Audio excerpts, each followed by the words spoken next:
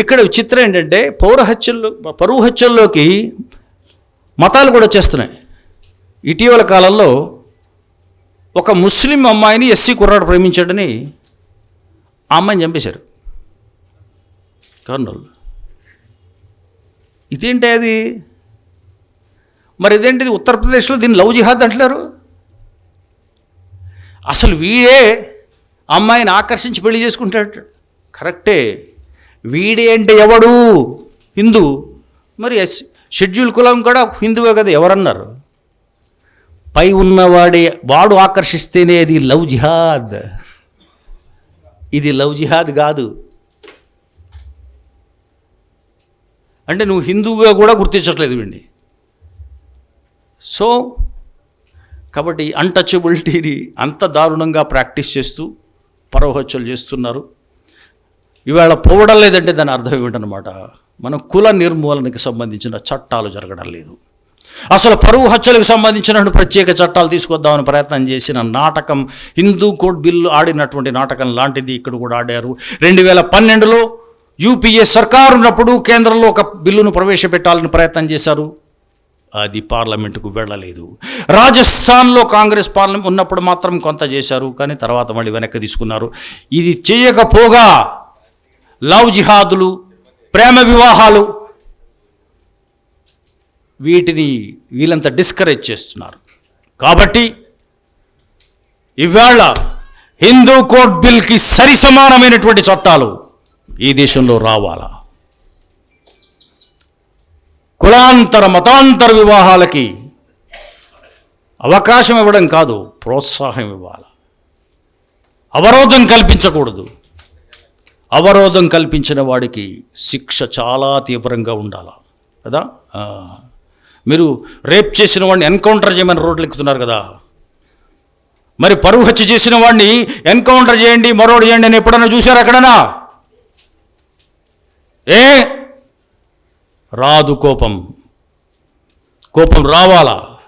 కోపం రావాలంటే చైతన్యం రాలా. ఎన్కౌంటర్ చేయడం మార్గం కాదు. ఎన్కౌంటర్ ఎవరిని చేయకూడదు. అది హత్య. ఎన్కౌంటర్ అంటే చట్టం చేసే హత్య. అది చట్టబద్ధంగా చేసే హత్య. దాన్ని నిరసించాలి, కానీ శిక్షించాలి, ఉరి తీయాలని ఎవరిని వచ్చారా? కానీ అంబేద్కర్ భావజాలంతో ఇవాళ కాకపోతే రేపైనా ప్రభుత్వం వస్తుంది, వచ్చి తీరుతుంది. అప్పుడు ఆ ప్రభుత్వం వచ్చినప్పుడు ఈ చట్టాలు వస్తాయి. ఈ చట్టాలు మనం రాయాలి, రాయించాలి. అవసరమైతే అంబేద్కర్కి మించినటువంటి త్యాగాలు చెయ్యగలగాలి. అప్పుడు మాత్రమే ఇవాళ ఈ పరువు హత్యల్ని ఆపగలుగుతాము.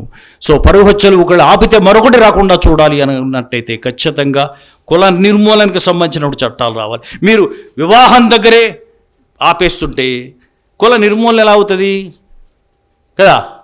ఇప్పుడు రాహుల్ గాంధీ గారు హాయిగా నేను కులం లేదని చెప్పుకోగలడు. ఎందుకంటే ఆయనకి ఇంటర్ కాస్ట్ మ్యారేజ్ మీద జరిగిపోయింది. మిగిలిన అలా ఎంతమందికి అవకాశం ఉంది? అట్లా అవకాశం అందరికీ కలిగించాలి కదా. ఆయన సర్కారు వచ్చిన మాత్రం చేస్తాడా? చెయ్యగలగాలి. చెయ్యలేరు. ఎవరు చేయగలుగుతారు? కేవలం అంబేద్కర్ భావజాలంతో మూలాల్లోకి వెళ్ళి దాని యొక్క రోగ మూల గ్రంథులను పట్టుకున్నటువంటి వాడు మాత్రమే చేయాలి.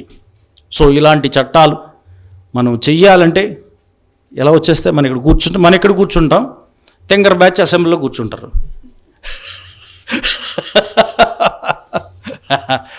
ఈ చట్టం ఇది, ఈ చట్టం ఏంటి? ఎక్సైజ్ చట్టమా అంటే మధ్య లెక్కర సరిగా లేదన్నారు. ఇసుక చట్టమా ఇది? ముందే పెట్టండి. ఎక్కడ గొడవ పడ్డా ఏంటిది? ఇది పెళ్ళి ఎవడిచ్చు వాడిది పెళ్ళి అంటారు ఏంటిది అని తెంగర బ్యాచ్ ఉంటారు. అక్కడ ఉంటారు లేదా? అంటే తెంగరంటే 1000 కోట్లు తెంగరాడు కాదండి. 2,000 కోట్లు 10,000 కోట్లు ఉంటారా? చిత్రం ఏంటి తెలుసా? అసలు వీళ్ళే ఆపేది చట్టాన్ని. సాక్షాత్తు అంబేద్కర్ సహధర్మచారిణి సవితా అంబేద్కర్ హిందూ కోడ్ బిల్ మీద ఆవిడ ఆత్మకథలో రాస్తారు. అసలు బయట దీన్ని అపోజ్ చేసింది ఎవరో తెలుసా మీకు? గుజరాత్కి చెందిన మార్వాడి ఇండస్ట్రియలిస్టులు అని రాశారు ఆవిడ. అంటే క్యారెక్టర్లు మారరా? ఇప్పటికి కూడా అవే క్యారెక్టర్లు ఉంటారా? లవ్ జిహాదులు చేయించే దగ్గర అవే పాత్రలు ఉంటాయా? మారరా? మార్చాలి, మనం మార్చాలి. కాబట్టి మార్చాలంటే ఊరికే జరిగిపోతాయా? తింగరోళ్ళు ఎక్కడ ఉండాలి, మనం అక్కడ ఉండాలి. మరి తింగర్ బ్యాచ్ అని ఇక్కడ రప్పించాలంటే ఏం చేయాలి? మనం అక్కడికి వెళ్ళాలంటే ఏం చేయాలి? అంబేద్కరే 3 ప్రయత్నాలు చేశాడు. ఒకటి షెడ్యూల్ కాస్ట్ ఫెడరేషన్, అంతకుముందు ఇండియన్ లేబర్ పార్టీ, తర్వాత రిపబ్లికన్ పార్టీ ఆఫ్ ఇండియా.